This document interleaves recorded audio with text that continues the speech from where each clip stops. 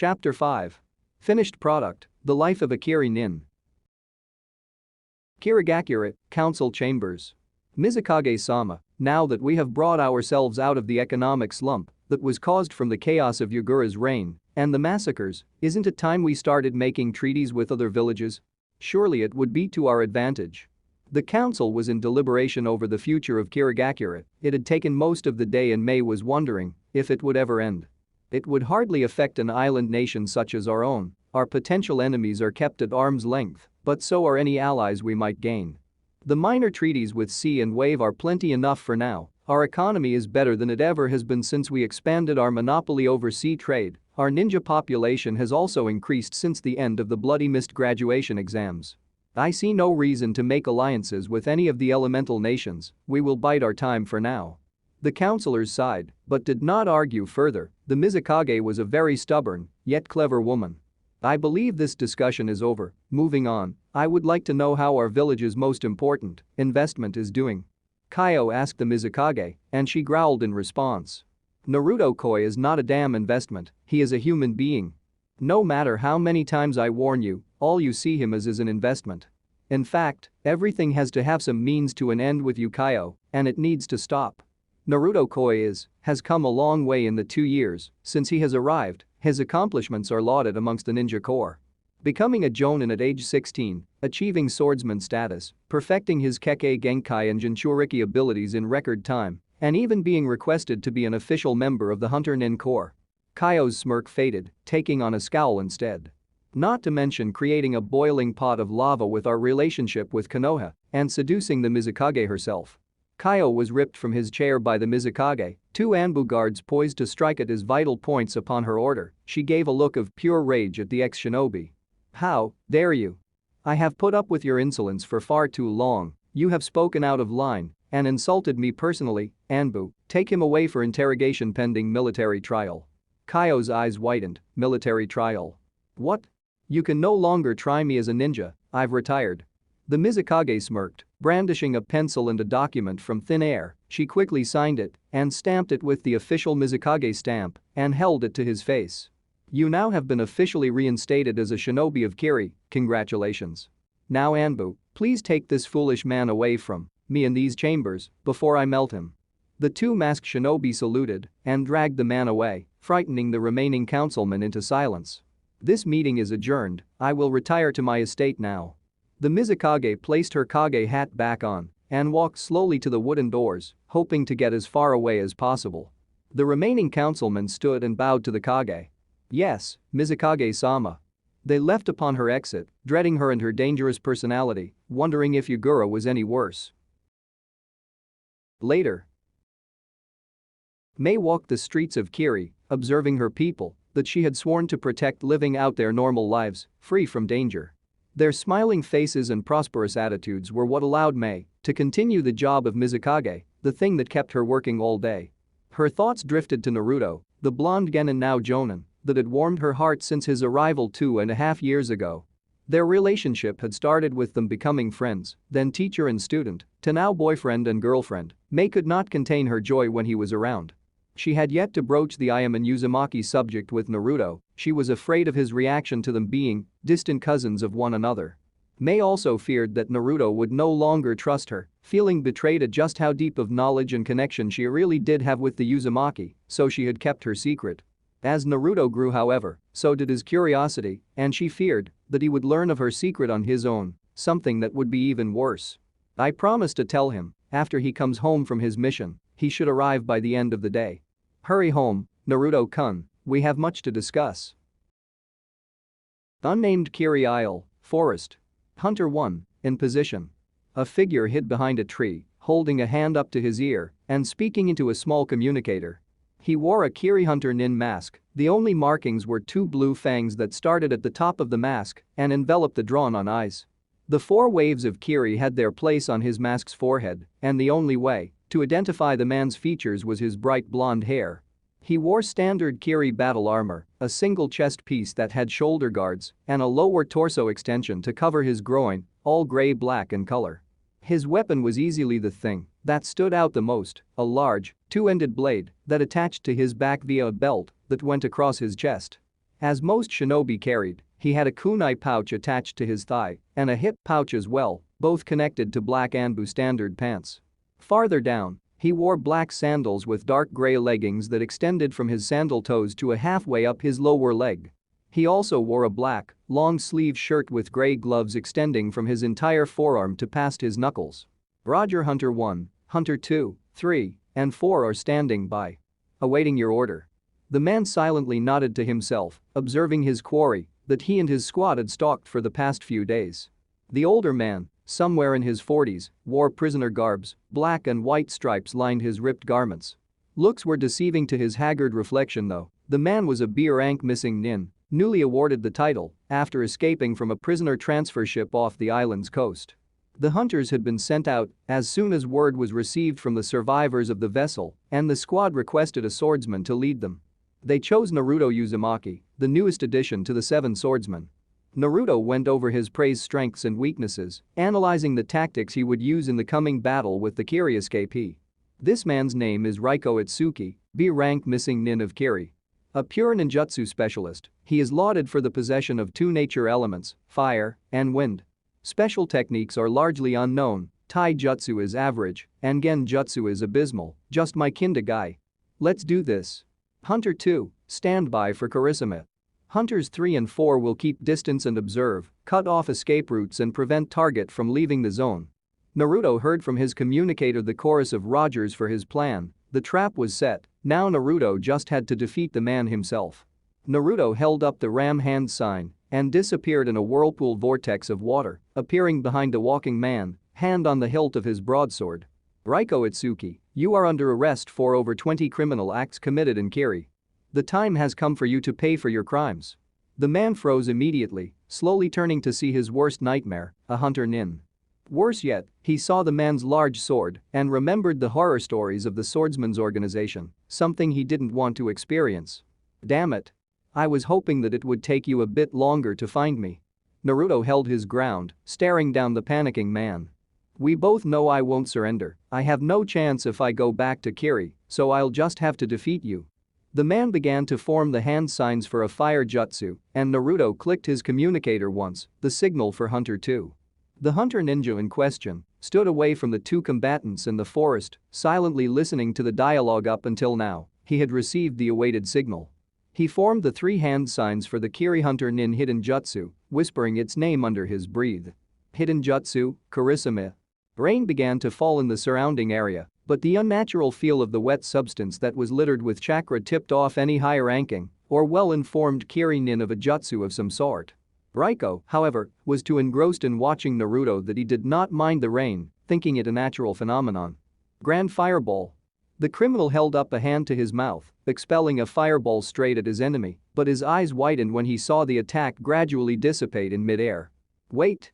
Even if this is a water jutsu, it shouldn't be powerful enough to, damn it, a trap.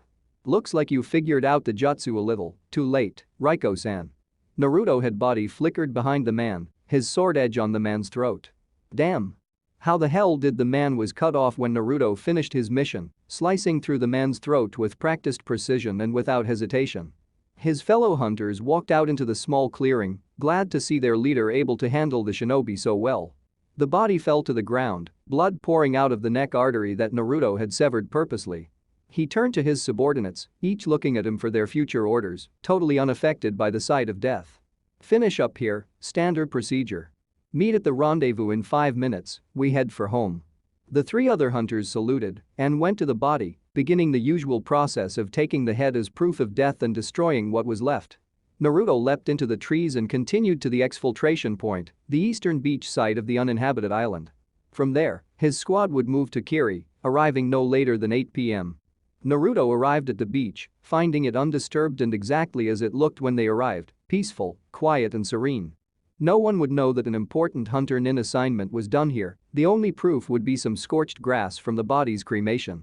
Naruto leapt onto the water, standing on top of the shifting surface, and sunk his blade in the salty liquid, washing away the red life source soaked on the blade. Another criminal downed, chalk another one up for the Uzumaki. The guys back at Anbu HQ are gonna freak when I tally another one to my score. Since Naruto's induction into the hunter nin corps, he found the job to be very challenging and fun as far as ninja roles go, but he was always brought down by the monotonous, dreary atmosphere. All the other hunters were business, stoic and unemotional, but Naruto didn't like that one bit, so he influenced his fellow shinobi into having more fun. Back at base, they had a giant chalkboard that with each hunter's name and a tally of how many enemies they have taken down, and Naruto had been rising up the ranks quickly. All the old veterans went along with the idea since they got to tally their pre-existing scores but were shocked at the blonde's tenacity at his work. He was easily catching up to their numbers. Naruto invented the word fun and brotherhood with the hunters, and every visit to the HQ was relaxed and left everyone light-hearted when they returned home from a long day of work. "Sir." Naruto turned to see his subordinates had finished their tasks, a sealing scroll containing the head put away for further processing in Kiri. Naruto gave a silent nod and motioned with his hand to move out, and in a blur, all 4 shinobi were gone, mission accomplished. Kirigakure, Terumi Estate. Mei paced back and forth in the Terumi family room, anxiously awaiting the arrival of her housemate and boyfriend, Naruto Uzumaki. She was attempting to psyche herself for the upcoming conversation that would reveal her so far hidden heritage of being an Uzumaki, and she was failing miserably. What if he hates me forever? What if he can never forgive me for keeping this from him? Damn it. He revealed to me being a damn Jinchuriki containing the most powerful Biju in existence, and I can't even tell him my last name. I'm such an idiot. Her pacing stopped when she felt strong arms wrap around her waist and warm breath wash against the back of her neck, making her shiver in delight.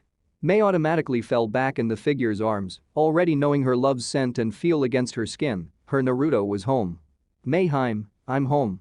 Naruto whispered into her ear, long since putting away his hunter equipment and gear, now wearing a form-fitting black bodysuit that he often wore around the house. "Narukoi, I'm so glad you're home. How was your mission?" She already knew the answer. Naruto was very dedicated to any task he was given. He would not have come home if the mission was incomplete. "It went fine, no casualties, and Kiri has one less criminal to worry about." Naruto moved his hands up and down Mei's firm stomach, making her skin tingle from contact. She still wore her blue dress over her fishnet bodysuit, too worried to remember to take off the garment. "That's great, you are a wonderful ninja, Naruto. Kiri is truly blessed with your presence, I know I am." Mei loved this, just being with the man she loved and being able to talk so easily. It was as if there was nothing else happening in the world. "Well, let's thank Kami for the Uzumaki clan and their bloodline, or else I might never have come to Kiri or met you, Mayheim." Mei frowned at this, once again reminded of the Uzumaki. She gently pushed herself away from Naruto and led him over to the couch, urging him to sit with her. He was confused but did as Mei asked, sitting next to his Mizukage holding onto both of her hands, both in a comforting and inquisitive gesture. "Mei, what's the matter?" The redhead looked at their hands, finding what courage she could muster in the fact of how much they had been together, how much love they shared. "Please, Naruto-koi, forgive me. Naruto, I have something that I have to tell you." Naruto looked at her with a curious gaze, wondering what could be the matter that would have her so nervous. He silently pushed her on, anxious to hear the news. Mei gulped and let go of her inhibitions, laying all out on the table. "My true name is Mei Uzumaki, and I am a pureblood just like you. I'm a survivor of the Uzumaki clan dissolution. I'm your distant cousin, Naruto-koi."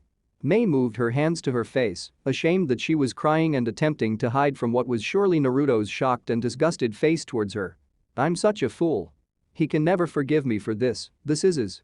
Her inner ranting was stopped when she felt her hands being gently removed from her face and felt her heart flutter when Naruto's lips met her own in a soft kiss. It was his way of reassuring her that everything was all right and that there was no hard feelings from him. He broke the kiss, leaving Mei with a happy but curious face. Naruto smiled softly and stroked her cheek. "But why?" Mei whispered, not understanding his peculiar reaction. Naruto kept smiling, inwardly laughing at his Mei and her actions. For the past few years of him living in Kiri, Naruto always had his theories and ideas on Mei and how they were linked, and her revealing to him being in Uzumaki wasn't a big surprise. In fact, he had been expecting Mei to reveal her secret to him for some time now, allowing her to take the first step. "Mayheim, I have had my assumptions for some time now that we were related. I've just been waiting for you to say it. In a way, even before I knew for sure, there was always this voice in the back of my mind telling me that you and I were linked more than by coincidence." Mei gasped, "He had known? And you're not angry?" Naruto just shook his head, any feelings of anger or disappointment vanished long ago. It was evident she regretted keeping it from him for all this time, and that was proof enough. Mei's tears increased to their zenith and she tackled her love, forcing him onto his back against a leather blue couch.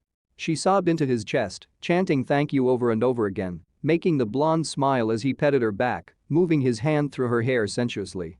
SHHH, let's go to bed now, Mei. We both have had a long day, and it's late at night, we need our rest. Mei nodded against his broad chest and felt herself being lifted up. Naruto held her bridal style, making her blush a bit. He walked through the estate's lobby, right up the stairs, and went straight for Mei's room, closing the door behind him. He laid her down onto the large double bed that both shared at night, its blue silk sheets held the Kiri symbol in the middle. He went to the zipper on her dress and began to unzip it, knowing just how much his Haim loved to sleep in her bodysuit, often foregoing her nightgown since she began to sleep with Naruto. She freely allowed him to strip her outfit from herself, trusting Naruto completely. It wasn't like he hadn't seen anything that her fishnets revealed. They had made love many times before, every time better than the last as far as Mei was concerned. Tonight though, she was too tired and she felt that Naruto was as well. She watched as her zipper was fully undone and her love pulled the blue one piece down her body, folding it neatly and putting it away for washing. So gentle, oh Narukoi, I'm so happy that you understood. Mei moved herself, so she was now under the blanket, waiting for her man to join her impatiently. She loved it when he would hold her close at night. You would never guess from his chiseled physique, but Naruto's shoulder and chest make for great pillows. Naruto pulled himself into the bed, directly behind Mei, making her flip over to face him. They looked into each other's eyes with what could only be described as love before they met in a soft, passionate kiss that left them satisfied of their lover's taste. Mei moved herself one last time to get comfortable, opting to rest on Naruto's warm chest, his rhythmic heartbeat and steady breathing to lull her to sleep. Naruto hooked an arm around Mei's torso, laying himself down onto their soft pillows, silently enjoying the feeling of being in bed with the one he loves. He looked down at her with his mind forming a final question before they slept. Mei, I just have one question. Mei sleepily looked at him, her eyes already drooping from exhaustion. What would you like me to call you? Mei Terumi or Mei Uzumaki? She smiled at him, softly stroking his chest with her free hand. As far as I'm concerned, you may call me Mei Uzumaki, because I don't plan on leaving you anytime soon, Narukoi. With you, I actually feel proud to wear the Uzumaki name, because I believe in you and your dream, I know you will accomplish it someday. Naruto smiled at her, happy that she believed in his dream of bringing the Uzumaki back. Well then, Mei Uzumaki, I guess I'll just have to marry you then. Mei shot straight up and looked at Naruto with wide eyes. Marriage. Her sleepiness forgotten, she gripped his bodysuit tightly, threatening to tear it. Marriage? Do you really mean that, Narukoi? Her hands were trembling, afraid and anxious of the answer from the blonde jonin. If you would like to be my wife, and only if. I won't force you into anything you aren't ready for, I knew from the moment I fell in love with you that I wanted to be with you for as long as I live. No other woman, Uzumaki or not, can fill my heart with warmth and care like you do, Mei. And I think Naruto was stopped from talking by Mei's lips covering his own, ending his well-thought-out I love you until the end of time speech. Mei broke the passion-induced kiss and looked at his surprised face, giggling at him. Oh, be quiet you silly man, we love each other far more than most will ever love anything, you don't need to make a speech. My name might not change, but marriage is still a big step, one that I'm willing to take, if it is with you, my Naruto, I love you. Naruto's eyes began to tear along with Mei and he held her close, kissing her once more. I love you too, Mei. You have made the happiest Uzumaki man in the world. Mei smirked into the kiss, actually feeling relieved to call herself Mei Uzumaki again. As they slowly fell asleep together in bed, Mei and Naruto's thoughts drifted to their respective parents, remembering their parting wishes and hopes for their children. I did it, Mom, I found my Uzumaki girl. I'm so happy. Mother, Father, I have finally found that little Uzumaki boy that you asked me to look out for. I feel like I'm finally home, where I should be, where I belong. The Uzumaki couple fell asleep with smiles that night, the feeling of being engaged too elating for them. It was a joyous occasion that would be celebrated for generations to come. Konoha, Hokage office. Jiraiya, I have been forced to recognize Naruto as a missing nin, what can we do? The civilians celebrate his death and all the ninja, except for his graduating class, are making bets on who will collect his bounty first. This is madness. Sanada voiced her overwhelming concerns to the newly arrived Jiraiya. He had spent the past 2 years of Naruto's training trip exploring the world for him and attempting to become even stronger, even if he was long past his golden years. I don't know Sanada Haim, how had the rest of the rookies taken his leaving? Sanada looked out the window, a frown on her face. Sakura, I fear will never be the same. She felt the betrayal that she felt from Sasuke's leave all over again with Naruto. She hasn't trusted another soul since, even throughout my training she was almost completely unresponsive. The rest have their own ways of dealing with it. Konohamaru has pushed himself extremely hard to prove to Naruto that he is worthy of Sarutobi, foolishly believing that if he becomes powerful enough, Naruto will come back. Jiraiya sighed. Naruto's leave had a big impact on Konoha, for worse much more than better. I hope you're happy in Kiri Naruto, because everyone else has suffered for it. During his 2-year trip, Jiraiya's contacts followed up more thorough reports on the island nation and discovered that Naruto indeed lived there as a Kiri ninja. While Jiraiya didn't know the extent of his training or why he was there, he knew that Naruto would not be coming back to Konoha, but he couldn't tell Sanada, it would be too much for her to bear. Sanada-sama. The Sannin turned to see a ninja from the Code Decipher division burst through the door, holding a message from what appeared to be Suna. Sanada-sama, urgent message has been received from Suna. Sanada took the scroll and read it, her eyes widening and a scowl growing on her face. She set the scroll down and summoned Shizune. Shizune. Get Kakashi's squad here, now. Jiraiya picked up the scroll and read it for himself. The Kazekage has been captured. And by Akatsuki no less, this was trouble. The Kazekage has been captured, Jiraiya, you know more than anyone about the Akatsuki, will you accompany Kakashi's squad? The white-haired man nodded, believing himself up to the task. We'll leave as soon as Kakashi's squad is ready. Kirigakure, Mizukage Suite, 3 days before Konoha receives distress signal. Mizukage-sama. We have received a priority message from our observers in River Country. Mei looked up from her paperwork to see a messenger nin, one that looked to be out of breath. Must be pretty important. All right, let's take a look. Mei took the report from the man, reading the message and her eyes widened a bit in surprise. So, Akatsuki has a hideout in River Country, and the agents there have been seen moving for Suna, but why? Mei's eyes widened, this suddenly got a lot more serious than she had first thought. She flared her chakra and an Anbu stood before her immediately, kneeling before her. Get me Naruto Uzumaki, I don't care what he's doing. A priority message on the Kazekage has arrived. The Anbu saluted and went straight to Anbu HQ, the last known location of the blonde. This isn't good, if Akatsuki is on the move, we cannot allow them to take the one-tails. I need Naruto's counsel, he has to help me figure out what to do. Yes, Mizukage-sama? Mei looked up to see a fully outfitted Naruto in his hunter gear, hands on the table anxiously waiting for the news. She sighed and handed him the report, his expression unreadable through his mask, but it was surely of surprise. No, they are already on the move? Naruto asked himself rhetorically, not wanting to believe his friend Gaara had been captured, or soon to be. He looked into Mei's eyes, seeing the indecision and conflict that mirrored his own. We have to do something, we have to stop Akatsuki before they can get a foothold like this. Naruto proclaimed, letting go of his calm facade and replacing it with anger and hate for the organization that made his difficult life even worse. Mei got up from her seat and walked around the desk, she enveloped her fiancé in her arms, calming him down considerably. Naruto let out a deep breath and held her arms with his own, trying his best to figure out a plan. I know that we have to do something, but what, Naruto? We are easily the worst nation positioned to do anything about it, and it might take too long to get a squad there anyway. Mei hoped she could dissuade Naruto from what she thought he would do, but she was gravely mistaken. Naruto nodded his head in agreement with her analysis, but disagreed that it was impossible. A squad might not get through, but a ninja formerly of fire could get past their patrols alone. Mei gasped at his implication, he couldn't go alone. No. If they capture you, then you will be executed or worse. I won't allow that to happen, I won't lose my fiancé just because he has to go rescue a friend. Naruto silently shook his head over Mei's protectiveness, she could be so cute and stubborn. Naruto was easily one of the most powerful ninja in Kiri, and probably the best one, to be able to run the gauntlet of crossing Fire Nation undetected. Although he could agree that it would be dangerous and very costly, If he was to be encountered and possibly captured for both countries, it would be even more costly if Akatsuki won in their plan of capturing the Bijuu. But Mei, I promised to help him, I was his first true friend, please.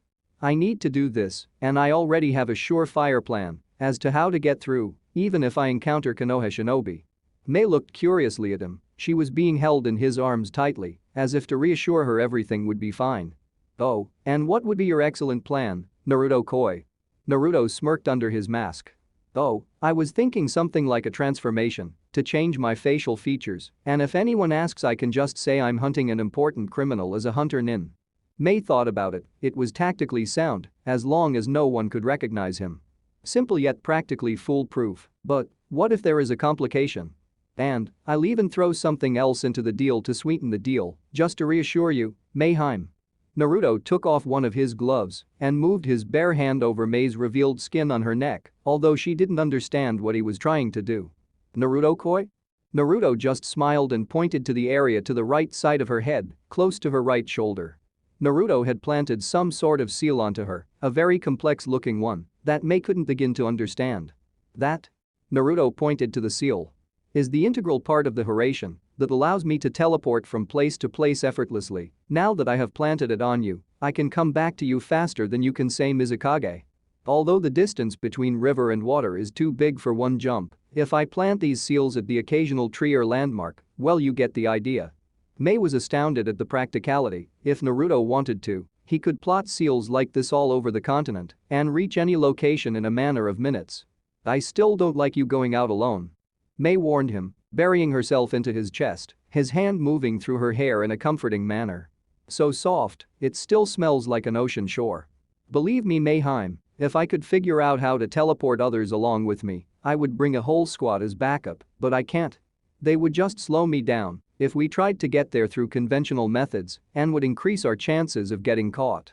Mei just nodded, a flawless plan from the most unpredictable ninja. When will you leave?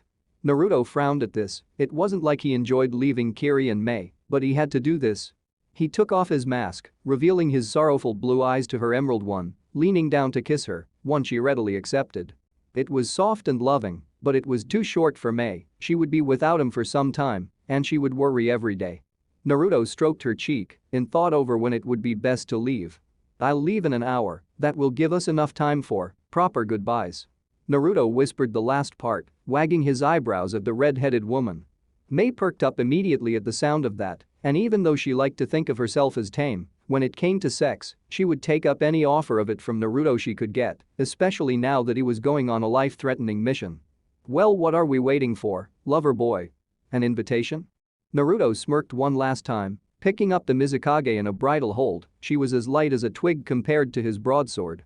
I was just waiting for you, Mei-heim. And with that, the two shunshined away to the Terumi estate, where the real fun could begin. Terumi estate, bedchambers. Lemon alert. Naruto reappeared holding Mei directly in front of their bed, and he practically threw her onto it, already feeling the tightness in his pants get more and more unbearable. Mei giggled at his excitement, even though she sometimes preferred to be dominant during their fun time, she could handle Naruto taking the lead, just this once. Naruto jumped onto the bed and tackled her, sending his tongue crashing into her mouth, tasting and exploring all she had to offer. Mei moaned into the aggressive kiss, enjoying the feeling coupled with Naruto's roaming hands, one had already landed on her breast, while the other held her bottom. Mei pushed away and got on top, quickly stripping him of his armor and other dangerous weapons, starting with his giant sword, no pun intended. Naruto was just barely stifling a laugh as he watched Mei tear away his ninja gear and outfit, her anxiousness practically pouring off of her. Naruto didn't stop in his ministrations, however, his hand had moved from her breasts to her zipper, and he unzipped it as quickly as he could, feeling the fire and anticipation for what was coming. Mei finally got off everything but Naruto's boxers and smirked at her Uzumaki man, his tight muscles bristling, free from the clothed cage that barely hid them from her gaze to begin with.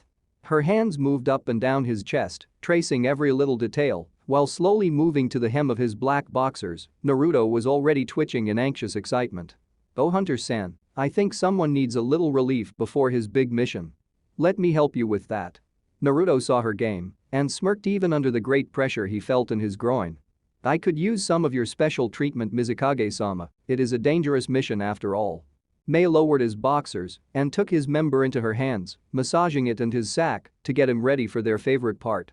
But Mei's eyes widened when she felt herself lifted and twisted around, her rear now facing Naruto, clothed only in her fishnet suit. Being the Mizukage must be extremely stressful, allow me to pay you back. Naruto aggressively ripped off her bodysuit, reveling in feeling her skin unhindered from clothing. Mei moaned when he first began to lick her outer folds, quieting herself by placing her mouth over his shaft, lightly sucking on the head before enveloping more and more of him into her hungry mouth. Naruto's moans from her work caused her to writhe in pleasure from his tongue as it shot further inside of her core, feeling and massaging her inner walls. Mei began to hum from her current situation, his member touching the back of her throat. The vibrations caused Naruto to twitch and feel his end come near. Two can play at this game, Mayhem. Naruto allowed his tongue to desperately search for a specific piece of his woman's anatomy and upon finding the nub, launched a surprise attack that caused Mei to immediately lose their little competition.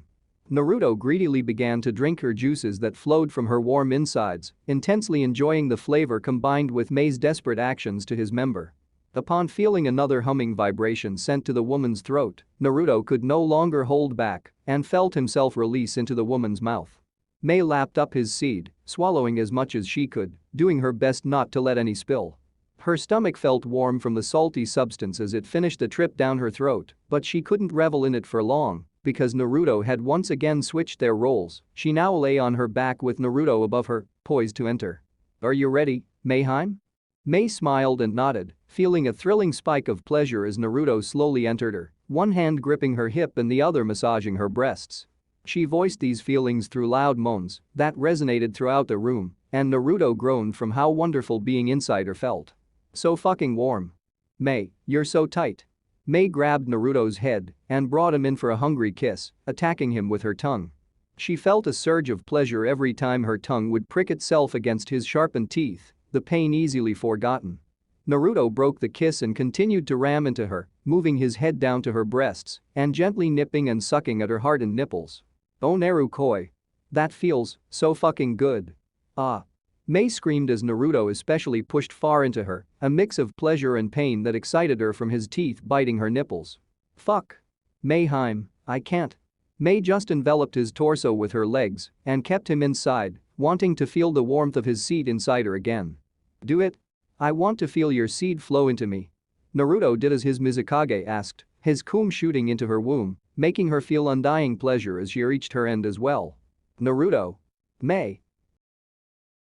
Some time had passed and Naruto began to relax, his pleasure climax coming to an end. He saw that Mei had pleasantly passed out from their intimate actions, not a common sight. Usually she lasts for at least 4 rounds, and that's when I go nice and slow too. Naruto checked the clock and found that they had been in bed together no more than 30 minutes, giving him some time to prepare himself. Naruto picked up the naked Uzumaki woman and laid her to rest under their bedsheets, stroking her hair and feeling her soft skin one last time before he departed. He gathered his scattered clothes and equipment and moved to his old room, now a storage area that he used to prepare himself for missions. Naruto quickly placed his clothing and his armor back on, emptying out his equipment pouches and taking stock of what he would bring. Broadsword. Check. 20, 3-pronged kunai with Horatian seal. Check. Smoke bombs, explosive tags, and wire. Check. Provisions for the trip and other simple survival gear and scroll. Check. Naruto stowed away his chosen equipment so far and decided that since the upcoming battle could very well be the most dangerous he had ever been involved in yet, he decided to take his prototypes. Naruto picked up the 2 odd-looking metal objects, both having straps that would be attached tightly around his wrists. Both looked like simple Uzumaki swirls. Naruto smirked and double-checked the integral part of the design, sending a small amount of chakra into each swirl's center, smiling upon seeing the elaborate seals light up. Uzumaki prototype, something I have been working on over the years since training began. The 2 circle-shaped swirls fasten to my wrists, and with them, I can deflect dangerous techniques and absorb the chakra into my own system using the blocking technique absorption seal. I haven't been able to test them out yet, but now would definitely be the time to do so. If they work, well, score 1 for the Uzumaki clan's ingenuity. Naruto fastened the devices to his wrists now lest he forget them in the heat of battle when he arrived in river. His final checklist complete, Naruto placed his hunter nin mask over his face and moved back into the bedroom to check on Mei. She lay just where he had left her, a slight frown adorning her features. She always looked like this when he didn't sleep with her. No doubt she would be pissed whenever she woke up, but he had to leave now if he wanted to get there in time. Naruto moved to her bedside and lifted up his mask slightly, revealing his lower face. He laid a gentle kiss on her forehead and rubbed her cheek one last time before walking out without a single word. He moved down the stairs and saw the two Anbu guards waiting with their ceremonial pikes, saluting him as he walked by. "Good luck, sir, we will protect the Mizukage while you are away." Naruto smiled under his mask and opted for shaking both guards' hands instead of saluting, something that shocked the two. "Thank you, I promise to return as soon as possible, be safe my friends." And Naruto was gone in a vortex of water, leaving Kiri and his fiancée to go rescue a friend, someone who desperately needed help. Konoha front gate, current time. "Alright, Jiraiya. You will be in overall command of this operation. The mission parameters are to rescue the Kazekage and defeat the Akatsuki interlopers. Move out." The three-man squad and Jiraiya disappeared in a blur, leaving Tsunade and Shizune standing at the gate, wistful looks on their faces. Naruto should be with them. He should be saving the Kazekage. I'm not sure what to do anymore." Shizune didn't know what to say to that. Tsunade was impossible to read anymore, even for her own student. No matter what she tried to say or do, Tsunade could never come out of this depression unless anything short of Naruto coming back to the village happened. Her only way of coping so far was to hide behind her Kage hat, immersing herself into her work more so than ever now. Jiraiya, Shizune noticed, had also changed. No longer was he a cheerful old pervert, he wore his serious, stern expression upon his face all the time. He refused to write or research any longer, even over Kakashi's protests. Sakura was merely a shell of her former self, rarely speaking a word to anyone, rarely could anyone get her to smile. Sometimes Shizune doubted bringing Sasuke back would even dull the pain the young girl felt, and she wondered sometimes if Naruto really did think out his plan to leave with everyone's feelings in mind. Fire Country Forest, current time. Since leaving the village, the 3 days out so far were mainly spent running by Naruto. He could not stop himself from moving, nor did he want to.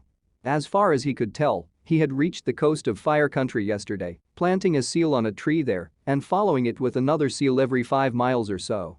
Currently, Naruto was moving at full speed towards River Country, keeping his eyes open for the sure sign of grass plains, signifying his entry into Grass Country, a border state of Suna and a close neighbor of River.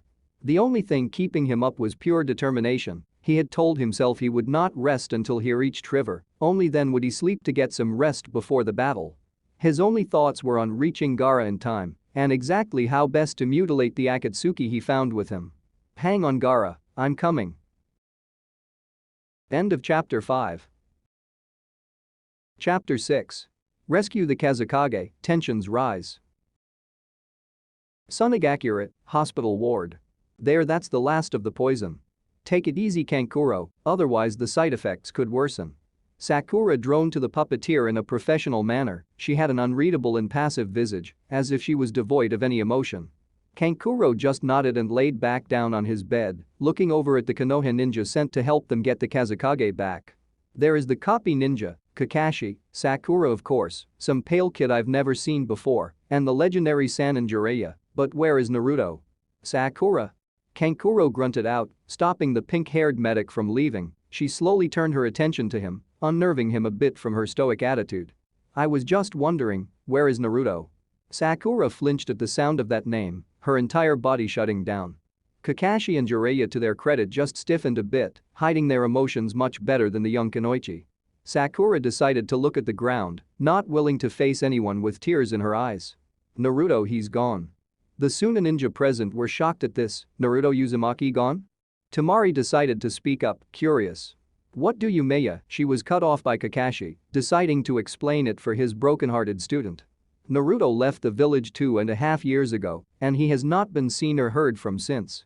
He was recently made a missing nin. Your bingo book will be updated for. Kankuro scoffed at that. He may not have known Naruto too well, but he had helped Gaara become a better person. He had saved Gaara from himself, a task no one believed possible. He refused to just give up on the missing Konoha ninja. How can you say that? Naruto is your student, your friend. I'm not going to go out of my way just to hunt him down, so you ungrateful bastards. Temari quieted him with a hand over his mouth before he could say more, but the damage was already done. Kakashi looked down in shame, deeply affected that he had to treat his friend and student as an enemy to be killed. Jiraiya just held his stoic expression, inside agreeing with the Suna Nin. He sure as hell didn't like it either, but Naruto was an enemy now. Sakura could no longer take the pain and ran out of the room, followed closely by Kakashi. Sai felt very left out since his induction into Kakashi's squad. It seemed that the rich history of Squad 7 would be forever lost on him. He had little idea on exactly who Naruto Uzumaki really was. All he had seen was the boy's dossier Danzo had shown him.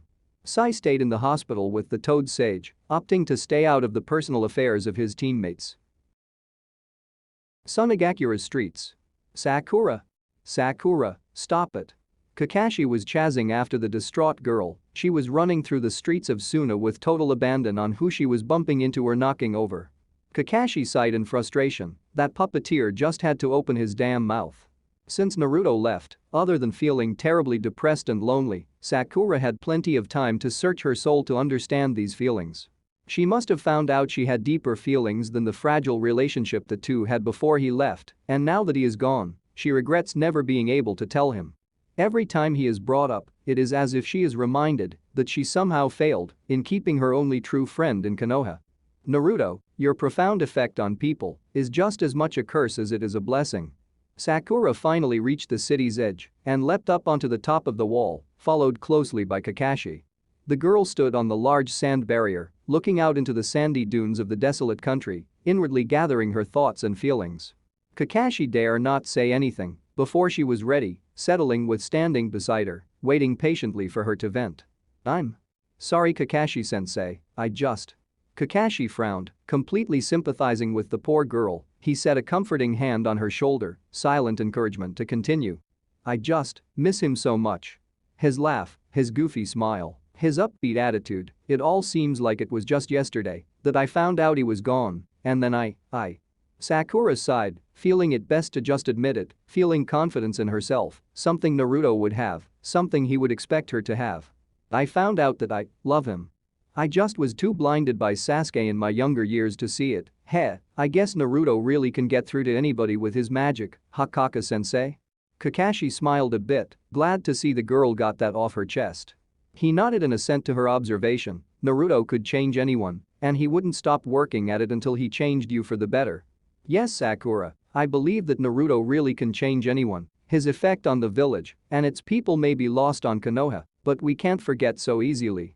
It isn't the same without him. I hope that he is all right, wherever he is. Sakura looked at Kakashi, a fire in her eyes he had not seen in over 3 years, and it startled him. Sakura smirked, feeling confident now that she had let out her feelings. Naruto reinvigorated her thoughts, filled her senses. She could practically feel the warmth of him, standing right next to her with a smile, his smile. She turned back to look out across the dunes, the smirk still on her face. She raised her fist into the air, taken up in the heat of the moment. And that is why I am going to bring back Naruto Uzumaki to his home, our home. I'm going to do it too, because I love Naruto. She yelled out her promise. It was swallowed up by the gusting wind of Suna's desert, but Kakashi heard it clearly and smiled, a truly happy smile. I think Naruto would be proud to hear that promise, Sakura. River Country, 1 mile from Akatsuki hideout. Naruto awoke from his slumber, almost falling out of the tree he had chosen for his bed. He had been awoken by the dispel of one of his lookout clones, and the memories sent to his brain brought a smirk to his face. The 2 Akatsuki members were nearby, a badly damaged Gaara in their grasp, and Naruto began to stretch and mentally prepare himself, going over his plan one more time in his head. Alright, I already took a look at the hideout. It appears to have a security seal that I will have to remove first. I've already sent clones to help me with that. After they get inside, I'll break the boulder and execute my special attack that I've been waiting to test out. My only priority is to get Gaara out of there with his Biju intact and still inside of him. Killing the Akatsuki will be a bonus. Naruto moved from his current location to a tree overlooking the large boulder of the hideout entrance, silently awaiting the arrival of the 2 enemy shinobi. He didn't have to wait long, however, as the two cloaked figures slowly made their way across the river and entered the hideout, closing the door behind them. I'll give them a few minutes to get settled, no point in rushing. Hunter Nin training taught me that much, rushing into battle will just get me killed. 10 minutes ticked away, and Naruto was finished with waiting. He made his way down to the boulder and began to get his attack preparations finished. Naruto placed his hands into the cross-shaped sign for his trademark technique and whispered it under his breath. Multi-shadow clone. Easily 100 Naruto clones were created, and Naruto divided them into 3 groups. Naruto moved up the boulder and gripped the seal, his shadow clones, that were at the 4 other seals doing the same, and he had a mental countdown. 3, 2, 1, now. Naruto ripped the seal off, satisfied when no trap or danger presented itself. The removal was a success. Naruto silently dropped to the ground, walking up to the boulder. He placed his hands onto the solid rock, mixing his earth chakra to change the density of the rock. At first there was nothing to be seen in its appearance, but after a few seconds, Naruto could visibly see the rock melting and changing into a thick mud, courtesy of his chakra. Upon revealing the inside of the cave once the boulder was gone, Naruto and his clones moved away from the opening and peered inside, scoping out the base. Naruto observed there was a large statue over towards the end of the cave. The 2 Akatsuki members stood on one of the fingers of the object. Holograms of humanoid figures were located on the rest. Naruto's eyes widened when he saw a blue orb of chakra energy, and to his horror, he found Gaara in the middle of it, his Bijuu chakra being slowly absorbed. The Akatsuki appeared to be in total concentration, but Naruto was not to be fooled. They surely knew of his presence by now. Naruto made a few hand motions to his clones. The attack would start now. 5 of his clones leapt in front of the doorway, gathering themselves in a stance and held up a hand sign that few got to see before their deaths. They whispered the jutsu at the exact same time, a deep mist seeping into the cave and outside on the river. Ninja art, hidden mist. They held their stances, keeping the mist so thick that an untrained shinobi would barely be able to see past his face, let alone a few feet in front of him. Naruto, however, had practically lived in this mist during his swordsman training. He didn't need to see, his other senses were all he required. 2 more dozen of Naruto's clones leapt in front of the first 5, all holding as many 3-pronged kunai as they could fit in their hands. Naruto took his place with the final group, a good 75 or so clones, all with their broadswords out and at the ready. Naruto quickly formed the seals for a last-minute jutsu, and a few more clones were created, mixing themselves with the rest. Time for my combo, let's see you counter this, Akatsuki. Horatian Blitzkrieg. Naruto yelled out his combo technique, startling the Akatsuki at his blunt move of revealing himself formally. The 24 kunai throwers began to throw the special kunai into the cave, not much minding the direction, so much as getting as many as they could into the hideout. Naruto smirked as he and over 80 clones disappeared in yellow flashes. The chaos had begun. 5 minutes ago, Akatsuki hideout interior. Geez, Sasori-senpai, why does this always take so long, Deidara asked the turtle-like man, griping over the stupid jutsu used to absorb the tailed beast chakra. Sasori merely glanced in the younger man's direction, silently annoyed by his whining. Would you just shut up, Deidara, it will get done when it gets done. The two settled for an uncomfortable silence until they both felt the sensation of a chakra source nearby. Not just a passerby, the chakra was directly on the other side of the boulder, and it appeared to be unfazed by the security seal placed outside on the boulder. Sasori-senpai. I know, let's continue the jutsu, see what this interruption could result in. The two eventually felt a light warmth against their backs and somewhat of a glare inside the cave and turned to see the boulder completely missing and sunlight seeping in, startling the two. The shinobi interloper was nowhere to be seen, but it was evident a person was out there, hiding. Earth chakra manipulation, it's the only way to just make solid rock disappear without a sound, Deidara commented, he himself being earth-natured. Sasori silently agreed with his analysis. Their lapse in concentration was detected by Pain, and he questioned the two on their status. Sasori, Deidara, I no longer feel your chakra, what is wrong? Sasori, being the elder member, spoke up. We seem to have an unwanted visitor, Leader Sama. Pain appeared to be in quiet deliberation for a few seconds. He turned to Sasori. Eliminate the threat as you see fit, we will continue the extraction process. Sasori nodded and Deidara smirked, excited to get a real fight. Suddenly, a thick mist enveloped the inside of the cave, separating the two Akatsuki from one another, surprising the two at the sheer thickness of the vapor. Whoever is doing this obviously is either very strong or full of himself, no one can properly fight in this. Sasori commented, silently impressed with the interloper already. Damn it, with this crap, I won't even see my beautiful art when it explodes, They heard a loud voice echo through the cavern, the name of the jutsu sending a chill down Dodara's spine.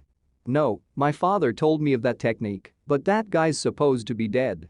From the thick mist came dozens upon dozens of oddly shaped kunai, making Dodara visibly shake from the horror stories told by older Iwa shinobi survivors of the Third Shinobi War. Sasori actually was not keen on the details of this jutsu and dodged the kunai, curious to the point behind the interesting weapons. Dodara's encounter.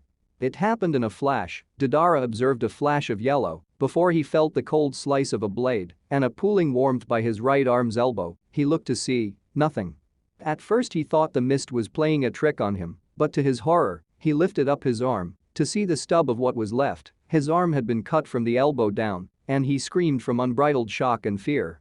He looked to see another flash and was just barely able to avoid being decapitated before he calmed himself, quickly substituting himself with a clay clone that blew up in the face of one of Naruto's shadow clones. Dodara felt pain stab him in the lower abdomen and looked to see one of the kunai had embedded itself in his abs, stuck firm inside of his body. He looked frightened at the weapon, as if he was standing on a landmine praying to Kami that it wouldn't blow up. Oshai, Dodara was unable to finish his sentence when he looked up to see three flashes, one in front and one to his left and right, and the rest was black. Sasori's fight. Sasori heard Dodara's agonized scream but could do nothing except to continue to dodge the kunai and figure out a plan. The first time he saw a flash, he did not know what to expect, and his outer puppet shell paid for it, a clean gash from the start to finish of the puppet on its left side, revealing the true puppeteer inside. Damn it, those kunai appear to allow this enemy to teleport or somehow shunshin to its location, and I can't dodge the kunai until it's almost too late. When I can finally see the damn things, the bastard has already teleported to me and sliced up my puppet. His ingenuity is amazing. I find myself actually worrying if I could lose. Sasori didn't even bother stabbing at the flashes, for he knew even his reflexes were too slow to stop the enemy, but when the opportunity finally presented itself for him to hit something, he took it without hesitation. A shadow of a figure stood right outside Sasori's visibility, and like a scorpion attacking its prey, he sent his tail whipping into its center mass. The redhead smirked when he felt it collide with something and slowly pulled his tail back to observe the enemy and look him in the face as he died. From the mist came what appeared to be a Kiri Hunter Nin, perfectly impaled and non-moving on his poison stinger. His smirk soon changed to a gaping mouth as the ninja melted, its outer skin turning into a dark red substance that was glowing with heat and energy. Sasori could hear the hiss of melting material and looked in horror to find the end of his tail melting from the intense heat of what appeared to be lava or some superheated rock, steam rising up from the intense heat. The end of his tail fell off, dropping to the ground and melting away, along with what was left of the clone. What the hell was that? It must have been some nature chakra, but lava? Who the hell can? Sasori was cut off from his investigation by 5 yellow flashes and, slow-mo, watched as the hunter nins threw back their swords and brought them around in a vertical slashing arc, slicing right through his puppet and skewering much of his own body in the process. Miraculously, his heart remained intact, but his outer puppet buckled and fell loose from the stress fractures across its frame, revealing the broken red head and his rare, stoic face now in a mangled look of horror at the enemy combatant. Naruto slowly made his way to what was left of the enemy puppeteer, a scowl set on his features. This man had captured someone who could possibly count as his best friend other than his sensei and his fiancée, and a fellow Jinchuriki. He deserved no quarter, and he would receive none. Naruto kept his distance, wary of any final traps from the ninja, bringing in nearby clones and had them surround the man, hopefully confusing him as to who was the original. Naruto observed the nearby broken tail, smirking at the obvious encounter it had with one of his lava clones he mixed in with his shadow clones right before the attack, just in case one of them were taijutsu users. Who are you?" the Akatsuki man asked. Naruto was shocked he was still alive, let alone able to talk, but he remained stoic and quiet to the man's question, deciding to holster his broadsword and hold up his right hand. A chakra spike could be felt. Sasori looked on, curious to what his enemy was doing, feeling eerily confident in the face of certain death, intent on seeing what the victor of this one-sided battle could do. "You are scum, Akatsuki, and you will now die by my hand, as will the rest of this evil organization." Great Rasengan. Naruto plunged the large Rasengan into the man's heart, or at least where his heart should be, and he was satisfied to see what was left of the man's puppet body go limp. Naruto gave a silent order and the mist slowly dissipated, revealing the statue again, and the rest of his clones gone, their spent kunai having disappeared along with them. Naruto looked around the battlefield, impressed with his show of strength, as this was the first time he had used the Hiraishin in real combat, and it turned out to be the deciding factor that gave him victory. "Sasori, Deidara, have you defeated the interloper?" Naruto could hear the disembodied voice coming from the statue's fingers, probably the leader, he mused. Naruto looked to the two bodies of the man's lackeys, satisfied with his work. "This is one Biju that will not be taken, you bastards." Naruto felt quite exhausted from the fight, but quickly brought up his hands for the most important part of the operation, rescuing Gaara. Shadow clone technique. Naruto created 10 clones, each holding their right hands and forming larger than normal Rasengans in their palms, and Naruto created the largest one yet. An official massive Rasengan, big enough to envelope an entire tree or two. All 11 Naruto launched themselves at different parts of the statue, Naruto himself aiming for the center eyes. Pain's eyes widened as he felt the statue buckle from the sheer power of the jutsu attack, the final factor resting in the arms falling off of its main body. Removing Pain's chakra link caused the object to disappear, automatically cancelling the jutsu. Naruto collapsed onto the ground, quite out of energy after the battle, but proud of his accomplishment, he crawled over to Gaara, who had fallen to the ground from mid-air. The boy appeared to be knocked out from sheer pain, no doubt his Biju was pissed that some of its chakra got sucked away and was resting itself to regain what it had lost. "Hey Gaara, wake up." Naruto slapped his face around a couple times and smiled when the red head started to show signs of consciousness, his eyelids flickering open. Gaara weakly looked around, moving only his neck, everything else hurt too much. His eyes landed on the masked Naruto and they widened into saucer shape. Naruto just remembered his mask and took it off. "Hey Gaara. It's me, Naruto." Gaara's memories came back, both of the cheerful Uzumaki and of the events leading up to him being here. He remembered black cloaks with red clouds, and he attempted to sit up. Only to flinch in pain and be pushed back down by Naruto. Hey. You are in no position to be moving, it'll take some time for both of us to recuperate." Gaara only nodded and looked at the new Naruto, eyeing his Kiri headband with curiously narrowed eyes. Why is he allied with Kiri? When did this happen? Naruto, did you kill them? Naruto only smiled and nodded, and Gaara actually smiled too, gripping Naruto's hand in a friendly, reassuring grip. "That's good, damn good. I'll tell you all about it when we both get some rest. Now hang on, I'm going to get us the hell out of here." Naruto lazily gripped the Kazekage and lifted both of them up, straining to stand with their combined weight. Naruto formed the ram hand sign to gather chakra, borrowing some from his Biju, reminding himself to thank Kyuubi later. In a swirling vortex of water, the two were gone, leaving nothing but 2 mangled corpses and an empty cave. River Country Forest, 1 hour later. "And that is how I rescued you." Naruto just finished explaining how he set out from Kiri and defeated the Akatsuki, and the Kazekage was impressed. The two sat in the thick forest of river beneath a shady tree. They had been resting and talking with one another, enjoying the peace and quiet. "Naruto, thank you. You are truly a friend, my best friend." Naruto smiled and gripped Gaara's hand, a meaningful gesture. "Jinchuuriki have to stick together, right?" Gaara smirked at this. "Are you sure you weren't trying to brown-nose the Kazekage into an alliance with Kiri?" Naruto scoffed at that, it hadn't even crossed his mind. "Nope, I came on my own accord, someone had to pull your ass out of the fire." The two laughed at that, and Naruto was glad that the traumatic event had not affected Gaara. They were silent after that, silently reflecting on what had happened. Gaara was the first to speak up, his curiosity getting the better of him. "Naruto, why do you wear the Kiri symbol?" Naruto quirked an eyebrow and readjusted his headband, thinking of the best way to explain. "Well, it's a long story." Gaara, being the rare joker, attempted to move his weak legs and just shrugged at the blonde, who was already smirking. "Well, I can't move, so I don't have anywhere else to be." "Alright, smartass, it all started around 2.5 years ago." 1 hour later. Wow. Gaara had listened to the whole tale of Naruto finding out about his bloodline and going to Kiri to live and find love with none other than the Mizukage herself. If you were any other man, I would not believe you for a second. Naruto, is this what you really wanted? To leave Konoha? Naruto looked at Gaara with an unreadable expression before settling for a soft smile and a nod. The only thing I regret is not giving my precious people in Konoha a proper goodbye, but I had to leave, and now that I am where I am, I couldn't be happier. Gaara nodded, he would trust Naruto's decision. Well then, you have my support. No doubt Konoha sent reinforcements to help rescue me, that could pose a problem for you. Naruto nodded but did not change his mind. I'm escorting you back to Suna myself, no matter what it takes.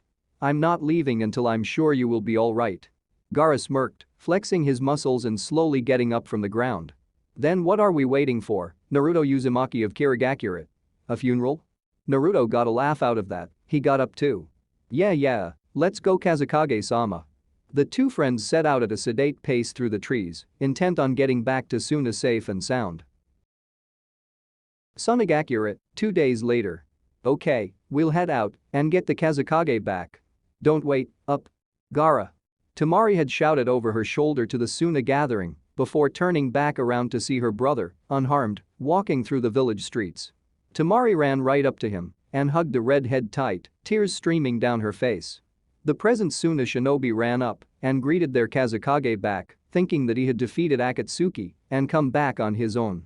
The Konoha nin stood away from the large gathering, confused as to why the Kazekage was here when he was supposed to be kidnapped. All right.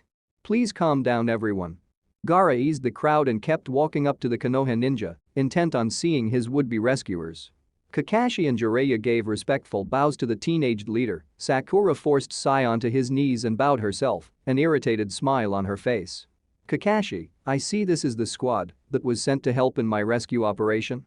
Kakashi and Jiraiya both nodded, affirming the Kazekage's assumption.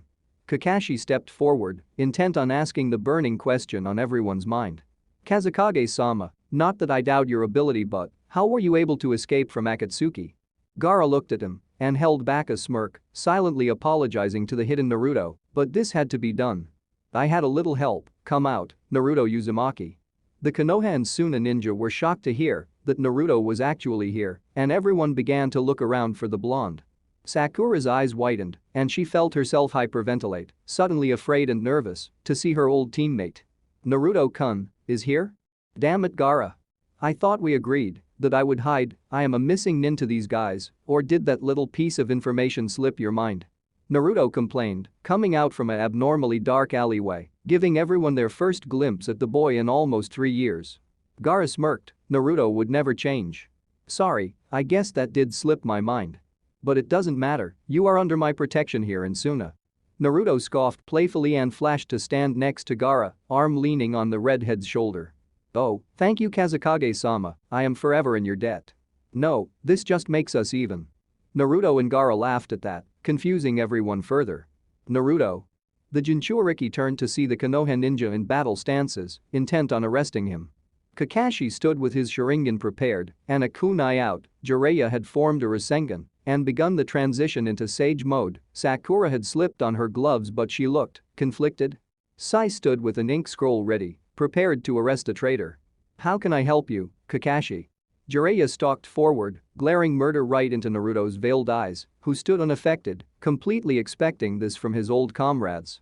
Why the hell are you a Kiri ninja, Naruto? What happened to Konoha? What happened to becoming the Hokage? What happened to your friends? Naruto stood unaffected, settling for just taking off his mask and looking at his old comrades with a blank stare. Sakura silently gasped after seeing his face, already marveling his body's wonderful physique. She now saw that he had grown so handsome. Naruto-kun, amazing. I have already explained my reasons for leaving Konoha to Tsunade in my letter, and becoming a Kiri ninja wasn't my original intention, but it happened, and it turned out for the better. Konoha couldn't believe what they were hearing. For the better? It doesn't matter, we are taking you back, Naruto-kun. Lady Tsunade can pardon you, you can come back with us, back home, please. Sakura cried out, tears streaming down her face. Naruto quirked an eyebrow, Naruto-kun? When did that happen? Sorry, but I don't plan on going back to Konoha. I have found my place in Kiri, And I also found the love of my life, and I won't give that up just because a few of you want me back." They were confused. Love of his life found his place? Jiraiya growled, fed up with the boy's stubborn attitude. He was coming home, conscious or not. "Then we will just have to take you." The Konoha ninja stalked forward, and Naruto placed his mask back on and moved his hand to the broadsword on his back, ready to fight. "I don't think so. Suna, assume Konoha is our enemy. Naruto is our ally and he will not be taken while he is inside our village, that is final." The large contingent of Suna nin behind Gaara and Naruto, easily numbering over 100, all smiled and took up a formation surrounding the Konoha squad, surprising them at the quick change in allegiance. This man, this Naruto Uzumaki, while not known by the majority of the ninja population of Suna, had saved their Kazekage and was obviously his friend, and they would not overlook that so easily. "You will not take Naruto, I suggest you leave," Temari suggested, standing amongst the gathered Suna ninja. She would be forever in Naruto's debt for saving her little brother, and she wouldn't allow Konoha to take him back if he didn't want to. "How can you say that? Naruto-kun belongs back in Konoha, Gaara interrupted the sputtering girl, laying it out for them. "I think Naruto can make his own decisions now, he doesn't need your help.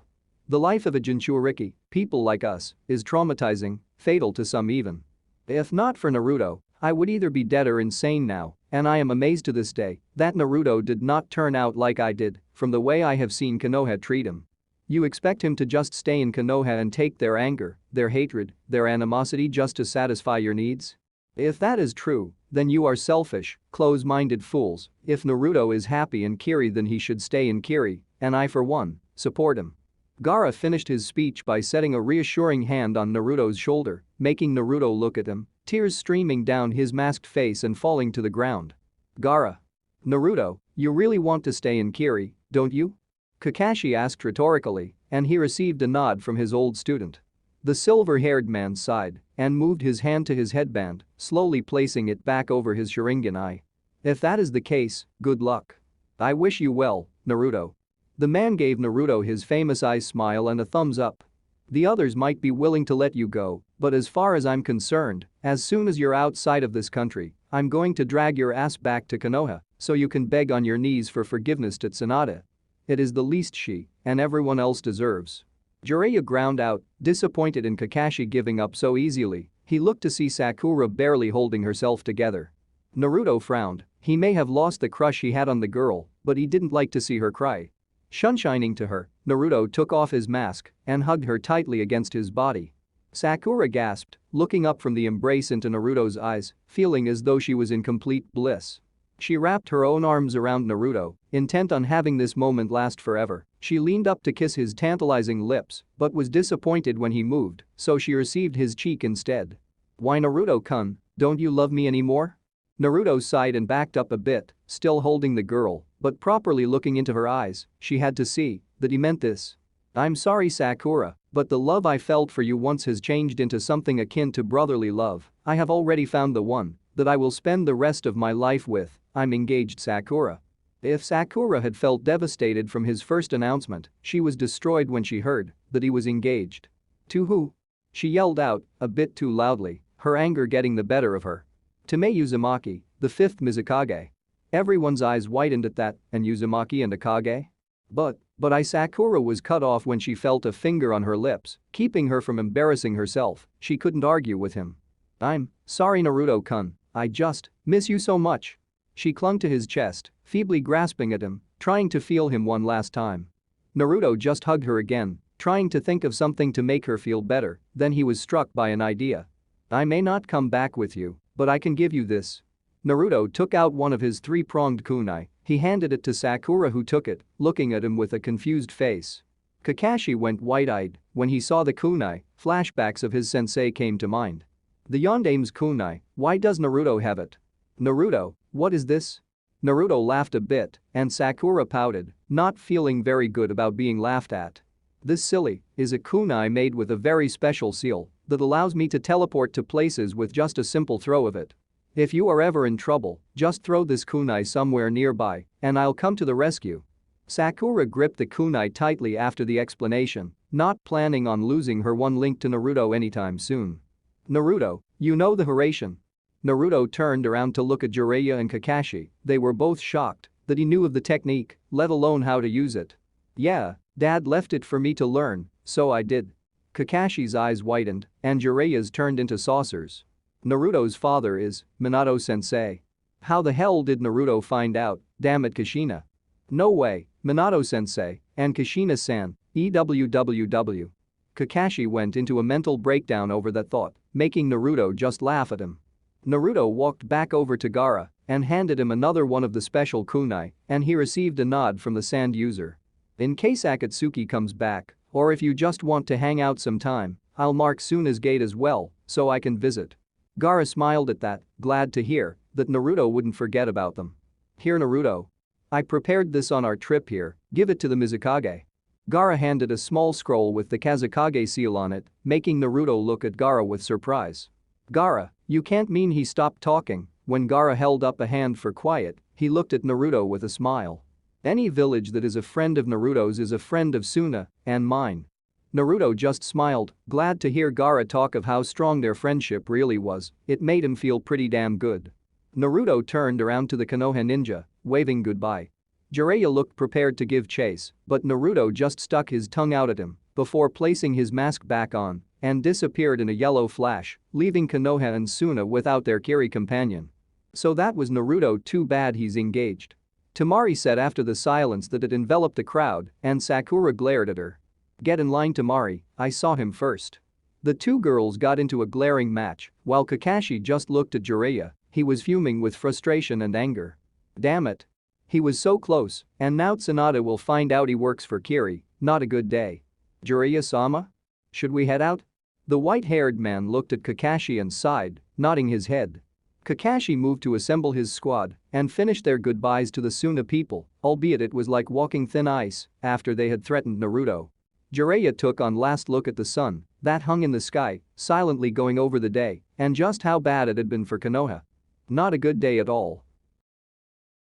Kirigakure, 10 minutes after Naruto left Suna. Mei was currently sitting in her office, finishing up her paperwork, when a yellow flash made her look up and see her fiancé looking at her with what had to be a smirk under his mask. I'm home, Mei Heim. Mei smiled and leapt into Naruto's outstretched arms, overjoyed to have him back. She had been scared of the outcome since it had taken so long for him to come home. Almost a week had passed, she had begun to fear for his safety, but now that she felt herself wrapped in his embrace, she no longer had to worry. Narukoi, I missed you so much. Mei quickly tore off his mask and laid a kiss on his lips, overjoyed to taste her lover again, and Naruto smirked. You sure did, I haven't felt that much aggressiveness from you since our second time. Mei smirked at the memory, she had wanted it so bad after the first that she had practically molested him in the morning shower, but he got into it real quick. Well, you were gone for most of the week, someone has to make up for lost time. She said with a smile, but moaned when she felt Naruto's hungry lips attack her own. He lifted her onto the Mizukage desk and began to make out with her, glad that she had finished her duties for the day. Mei broke away from his kiss in a light pant. Seeing that neither were escaping from their primal instincts, she began to formulate a plan of action. Home? The bathroom? The broom closet? She spouted off secluded spots in desperation. Naruto just shook his head to all three. Too far, me want pussy now. Naruto tackled her onto the desk, kissing her and taking off his pants at the same time. Naruto. Ah, not there. The day Naruto returned from saving Gaara would be the day the Uzumaki couple christened the Mizukage desk for something other than paperwork, and they did it over 5 times, just to be sure. Konoha. Jiraiya was dreading every step he took towards the Hokage Tower, afraid of Tsunade's reaction to the news. While the mission was technically a success, the news on Naruto he had to give her would not be taken very well. He was immediately led in to see Tsunade and began to relay the mission and its contents to the half-listening Tsunade, delaying Naruto until the last part. As soon as he uttered the words Naruto and Kiri, she exploded, her face in an unbridled fit of rage, and her scream echoed Konoha. Some even felt tremors of earthquakes and an echo of the scream Tsunade let out. What? Kirigakure, Mizukage Suite, 6th round. Mei quieted her moans for a moment as she felt a very ominous danger tug at her heart. Naruto was confused as to what she was doing. She had been on top and stopped ramming herself onto his dick. Mei, what's wrong? The redhead looked back down at Naruto and frowned, unsure of what to feel. "It's nothing, Naruto, just a bad feeling, that's all." Naruto frowned but then smirked, he would make her feel better. Naruto began to ram up into her, instantly making her forget about her worries and focused more on the resounding pleasure Naruto was giving her. "Ah. Naruto." She began to meet his thrusts, finding a rhythm in her own movements as they brought each other closer to orgasm. Naruto leaned up and captured her taut nipple in his mouth, nibbling and sucking on the wonderful breasts that ensnared his attention whenever he saw her naked. His pleasure increased when she rode him, they always jiggled and bounced, enticing Naruto to take a bite, which he did many times. "So good, feels so Mei could no longer take the feeling, his hands massaging her ass, his thrusts deep inside of her, and his mouth dominating her breasts was just too much, and Mei came with everything she had, Naruto soon following with his own moan of pleasure. After such a good bout of fun time, the Mizukage completely forgot about any danger or bad omens that she might have sensed, but they had not forgotten her. Short add-on takes place while Naruto was away. The Mizukage walked along the streets, heading to her office to start the day, another day without Naruto. She had woken up from their fun after he left and cursed herself for giving into blissful unconsciousness. She didn't even get to say goodbye to him. As she walked, she absently picked up on the random conversation of villagers and shinobi, having nothing better to do. "Did you hear? Little Chiyo finally found herself a man, they're getting engaged. Soon enough they will be gone on the honeymoon." An aging mother told her sister her little daughter was growing up so fast, the other woman just giggled and gossiped some more. Mei looked at the ground, silently brooding. "A man. Engagement. Naruto koi gone. Yeah, a man. I was just reading in this latest release of my favorite manga, the girl was all like, 'Shut up, or I'll kill you.' The look on his face was priceless." Some civilian teenagers talked about something Mei didn't care about, but did she hear kill? A man engaged, Naruto koi gone, killed. The Mizukage practically stalked up the stairs, taking notice of Chijuro speaking with Ao, a hunter nin, by the door to her office. She leaked a killing intent that could scare Madara Uchiha. "I'm telling you, Naruto is going to catch up to my kill tally back at HQ, he even beat me in getting engaged first." The swordsman just shrugged to the older man's complaints, now focusing on the Mizukage who had walked up behind Ao, her voice taking a cheerful tone, and she wore a friendly smile on her face. The blonde swordsman was confused, she looked like she was practically radiating evil a second ago. "Ow, shut up or I'll kill you." And with that, the busty Kage walked off with a smile on her face and continued making her way to her desk, completely oblivious to the two shinobi looking after her with surprised, or in the swordsman's case, terrified expressions. Ao just kept staring at the wooden doors the woman had closed, mouth gaping in confusion. "What the hell did I do?" End of chapter 6.